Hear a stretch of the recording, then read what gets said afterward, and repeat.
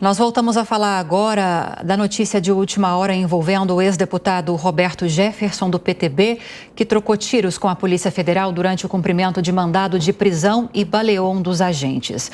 A gente adiantou para você mais cedo que ainda não dá para confirmar a gravidade desses ferimentos e a gente mostrou, inclusive, alguns vídeos em que o ex-parlamentar fala sobre o caso e afirma que não vai se entregar e vai lutar contra todas as ordens dos ministros do STF. E para falar sobre isso, a gente recebe agora ao vivo aqui no Headline News a Cris Brasil, filha do ex-deputado Roberto Jefferson, que nos traz um panorama do que aconteceu. Cris, bem-vinda. Boa tarde. Apesar de tudo, conta pra gente essa história.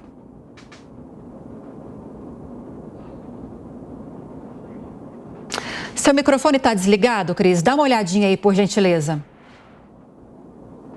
Agora sim. Perfeito, perfeito. Fique à vontade, pode falar.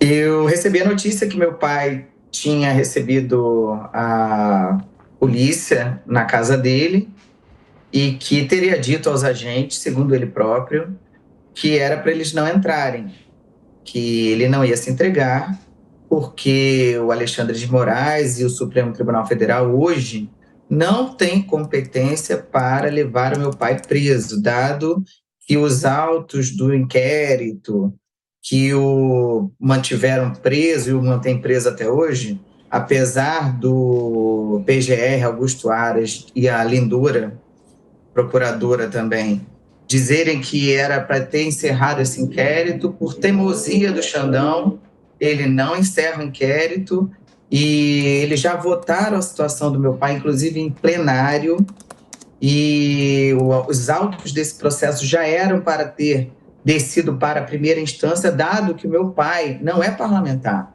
Meu pai não tem foro privilegiado, então ele tem que ser julgado na primeira instância. E o Alexandre de Moraes mantém, por pura birra, por pura implicância, por não gostar do meu pai, por ter suas razões pessoais, porque meu pai xingou ele de advogada do PCC, xingou a esposa dele, que é advogada de inúmeros criminosos do PCC até hoje.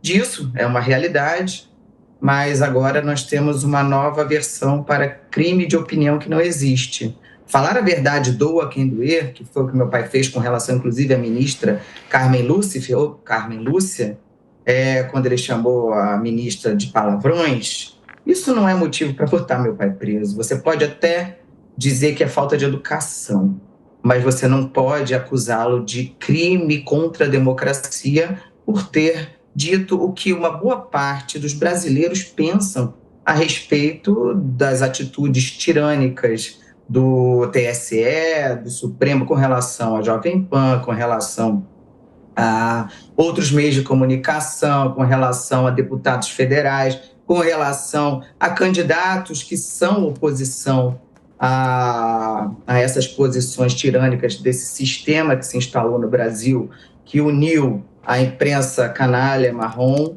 e uniu também o Supremo Tribunal Federal e que hoje dita as regras para toda uma nação que não elegeu essas pessoas, seus representantes. Então, meu pai, hoje em casa, pediu aos policiais para não entrarem, aí um dos policiais, um dos agentes, atirou contra meu pai se defendeu, não atirou na direção dos policiais, tendo acertado o carro da Polícia Federal que estava lá na frente e algum estilhaço feriu um agente, mas também está fora de perigo e não foi um tiro que meu pai deu na direção deles, não. Meu pai é um exímio atirador, não está louco, não está fora de si, simplesmente cansou de cumprir ordens ilegais e está resistindo ao Gestapo do Alexandre de Moraes. Recebemos agora informações, Cris, de que contas suas, perfis seus no Twitter foram bloqueados. Você já recebeu essa informação? Isso confere?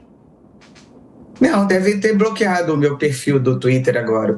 O Twitter é uma big tech que tem por política não respeitar a opinião dos seus usuários.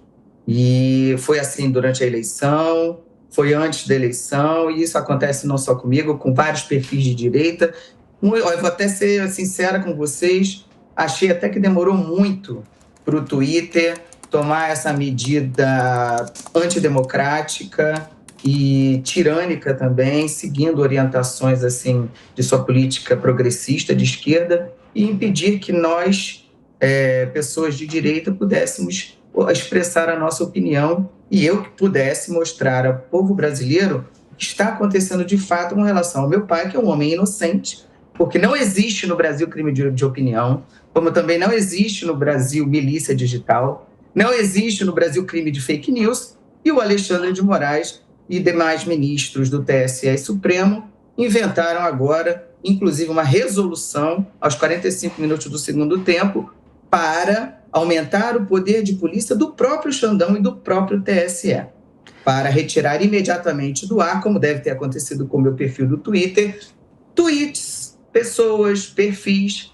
de pessoas que têm coragem de peitar as ordens ilegais, inconstitucionais e tirânicas que estão advindo do Supremo Tribunal Federal e do TSE, e com a conivência inacreditável de membros da próprio judiciário, que é incrível que se mantenham calados diante do que está acontecendo, como também meios de comunicação que deveriam representar a maioria da população, mas escolheram um lado que é visivelmente tirânico, antidemocrático, e querem eleger porque querem o candidato que é opositor ao candidato que nós acreditamos que é o melhor para o país. Acabamos de conversar com Cris Brasil, filha do ex-deputado Roberto Jefferson, me explicando essa situação que envolveu o ex-deputado do PTB e a Polícia Federal neste domingo. Cris, muito obrigada pela entrevista e bom domingo, na medida do possível, para vocês. Boa tarde. Meu pai não vai se entregar. E se acontecer alguma coisa com meu pai, foi a Gestapo do Xandão. E esperamos que a justiça prevaleça nesse país, porque do jeito que está, não dá para continuar.